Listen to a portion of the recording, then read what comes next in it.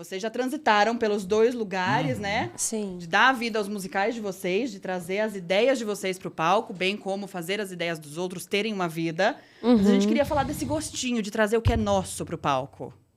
Como que é isso pra vocês? Como tem sido? Qual é a sensação? O que mexe? O que move? É cansativo. Basicamente, a gente parte daí.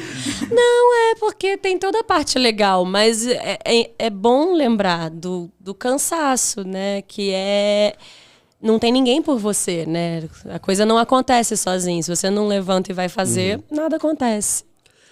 Eu acho que, para além disso, tem muitas possibilidades, assim. Então, é um lugar onde a gente pode realmente ser muito sincero para com a nossa arte e para quem está com a gente também, para a história que a gente quer contar, e para falar sobre a gente, né? Sobre o nosso povo. Então, sendo dois artistas brasileiros, é sempre muito, pelo menos para mim, é sempre muito gostoso estar envolvido com a concepção brasileira de um espetáculo. Sim.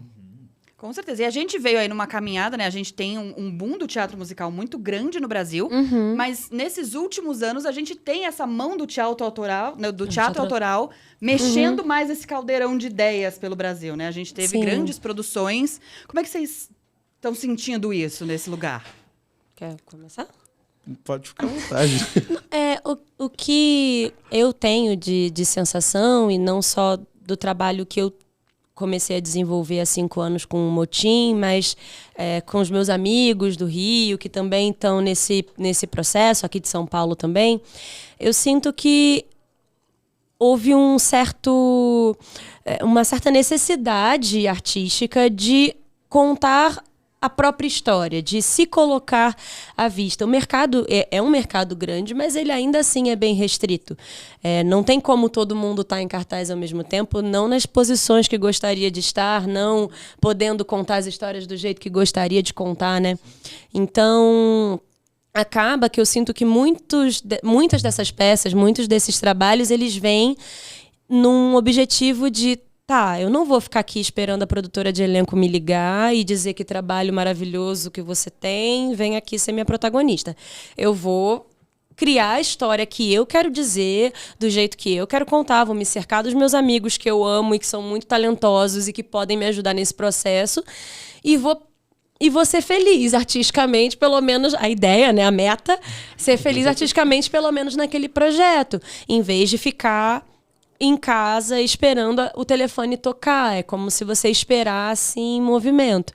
Não é fácil, mas, como eu brinquei, eu falei, é cansativo, mas tem esse outro lado também, que é o de você poder um pouco se sentir autor da sua própria carreira, da sua própria trajetória, né? Eu acho que eu vou muito por esse lado também.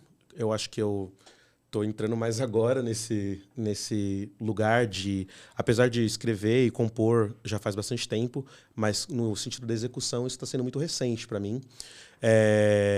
Por questão de ser difícil de levantar, de ser difícil de não ter dinheiro, de não ter apoio, de não ter visibilidade, quanto outras coisas que vêm de fora tem, que já vêm prontas, que já vêm...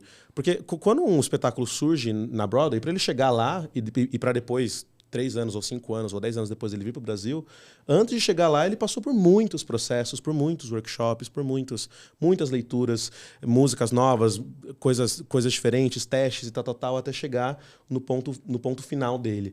Aqui a gente não consegue fazer isso, é muito difícil da gente fazer isso, porque o mercado também não deixa. Mas o que eu sinto disso que você falou, não foi necessariamente que o teatro musical autoral começou a surgir, porque ele já existia.